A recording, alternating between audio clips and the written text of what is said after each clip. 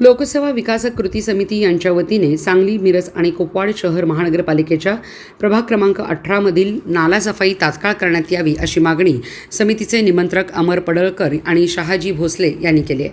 काही दिवसावरच पावसाळा येऊन ठेपला असतानाही अद्याप नाला सफाईच्या कामाला सुरुवात झालेली नाही। त्यामुळे शामरावनगर परिसरात एकदा जोरदार पाऊस झाल्यास नाल्यातील पाणी नागरिकांच्या घरामध्ये शिरण्याची शक्यता निर्माण होते। यामुळे स्थानिक नागरिकांमध्ये भीतीचे वातावरण आहे। महापालिका प्रशासनाने तात्काळ निर्णय घेऊन नाला सफाईचे टेंडर काढून कामाला सुरुवात करावी, अन्यथा महापालिकेवर तीव्र आंदोलन करण्यात येईल असा इशारा अमर पडळकर आणि शहाजी भोसले यांनी दिला आहे। महापालिका प्रशासन आणि शामरावनगरचा हा नाला आणि नाले सफाई हा संजय पवारांचा एक संशोधनाचा विषय आहे। सारा भागाप्रमाणे पावसाळ्याच्या आधी नाले सफाई अपेक्षित आहे, परंतु यावेळा प्रशासन अजून जागा झालेलं नाही असं आमचं मत आहे। काही दिवसामध्ये पावसाचं आगमन होणार आहे आणि अशा परिस्थितीमध्ये जर नाले सफाई झाल्या नाहीत तर लोकांना फार मोठ्या समस्याला सामोरं जावं लागणार आहे। आणि आमचं म्हणणं आहे या नाले सफाईच्या माध्यमातून गेले अनेक वर्ष ज्या ठेकेदारांना काम दिलं त्याने महापालिकेचे तिजोरी साफ करायचं काम केलेलं आहे।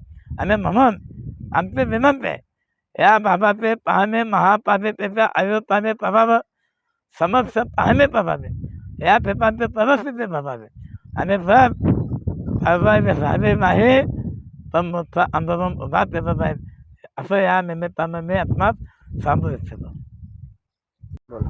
सांगली, मिरज, कुपवाड महानगरपालिका शामरावनगरचा परिसर आहे। प्रभाग क्रमांक 18 मधील गेले 1 वर्ष झाले ह्या मुख्य रस्त्यावर ड्रेनेजसाठी म्हणून खुदाई करण्यात आलेला सुंदरनगर कॉलनी बसला परिसर, परंतु ड्रेनेज व्यवस्थेचं काम चालू असलेला हा भाग गेले 1 वर्षभर तसाच पडून आहे। सध्या मे महिना संपत आलेला आहे आणि समोर जूनचा महिना सुरुवात होणार आहे, परंतु महापालिका प्रशासन अजूनही जागा झालेलं नाही।